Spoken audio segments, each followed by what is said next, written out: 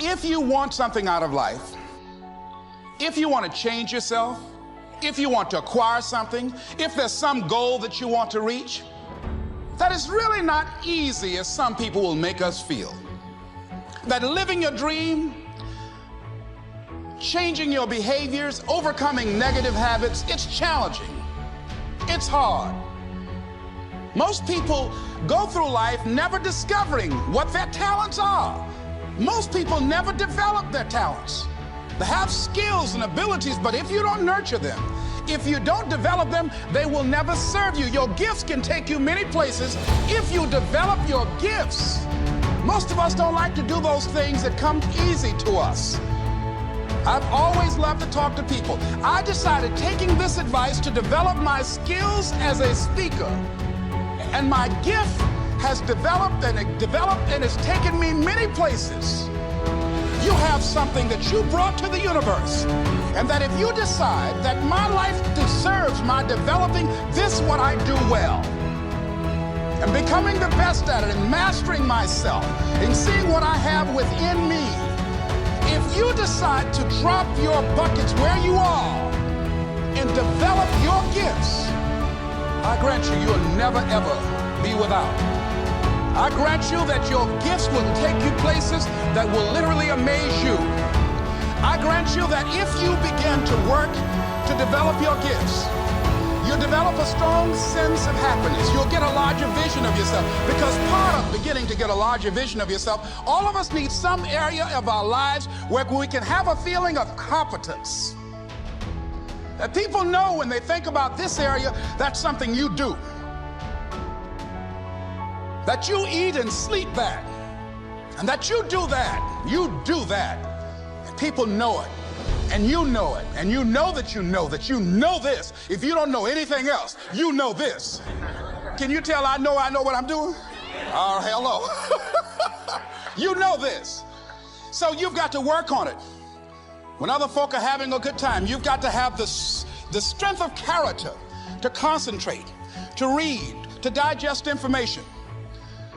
If you decide in any particular area that you're concerned about to make a conscious, deliberate, determined effort to read one book a month in that area, in 5 years, you'll be among the top 5% experts in the world.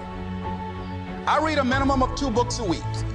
The average American reads only 1 book a year. If you decide that area that you love, that you are going to master that particular area, in this era of accelerated change, overwhelming complexity, and tremendous competition, as you begin to develop and expand your skills and your talents and your vision of yourself, you will always be in control of your destiny. The next thing is, whatever it is that you want to do, you want to do it massively. I have a friend who was telling me that his sales were down. I said, well, how many phone calls you make a day? He said, 25. I said, double them. Make 50 or 75 or 100. He said, oh man, that's just too much. I said, what do you mean too much? You behind on your bills? You talking about too much? You know one way to get back on your feet real quick is to miss 2 car payments? You talking about you're tired? There's no competition out here. Decide that you're going to push yourself. Most people won't do that. Most people give up on themselves easily. You know the human spirit is powerful.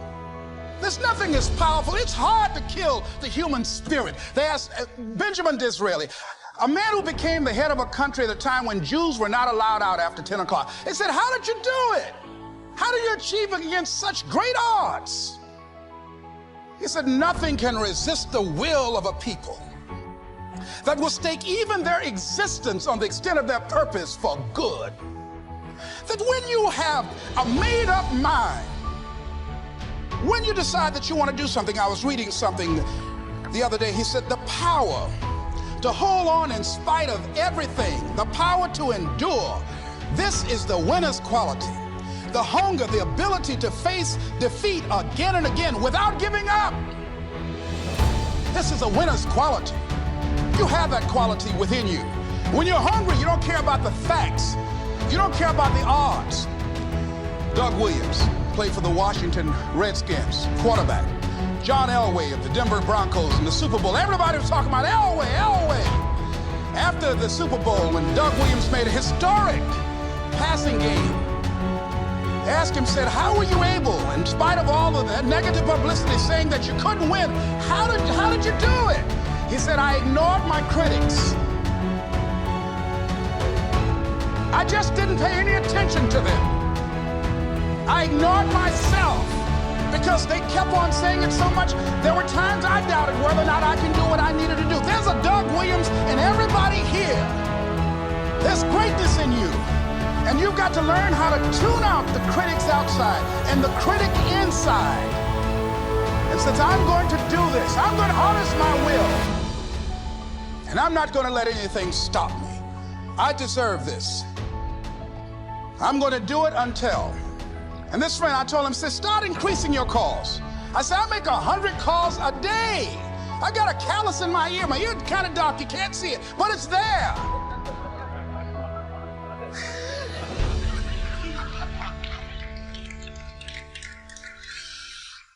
His sales have increased.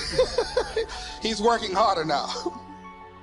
The other thing is that if you want something, you have got to be relentless.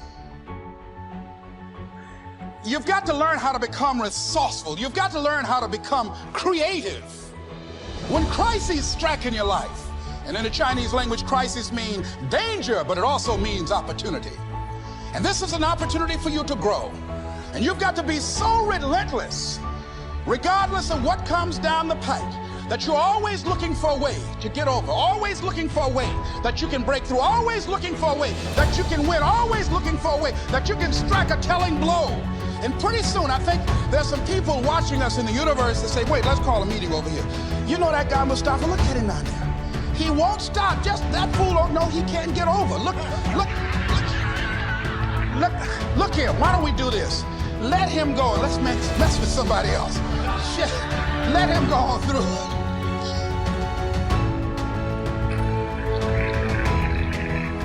Life will just get tired of whipping you sometimes. And just say, let's just let this one go.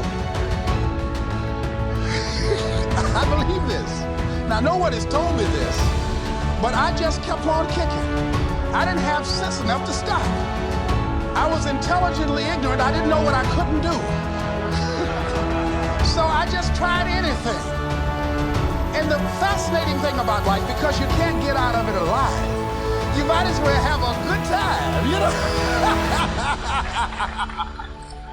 You might as well have a good time. Live your life with passion, with some drive. I was giving a seminar the other day, and I mentioned that I was going to do some training in August with some young teenagers and take about 100 away to a 2 or 3 day camp and wipe them out. Been working on this. So after the speech, one of the parents walked up to me and said, Mr. Brown, I'd like for you to do something for my son. He's not motivated.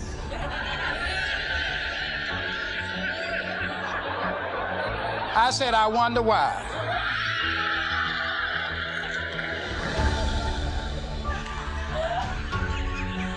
I wonder what's wrong with him.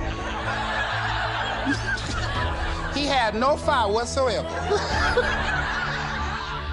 See, what you do speaks so loudly, folk can't hear what you're saying. And so if you don't have any fire, you know, you've got to watch the people, the relationships that you develop. Have people of kindred mindsets. If you're around folk who are dead and negative all the time, they will affect you. You want people that are around you that have smiles on their faces, looking good. I was telling a group last week, Abraham Lincoln refused to hire a guy because of his face. They said, but the guy can't help it. He said, anybody over 30 is responsible for their face.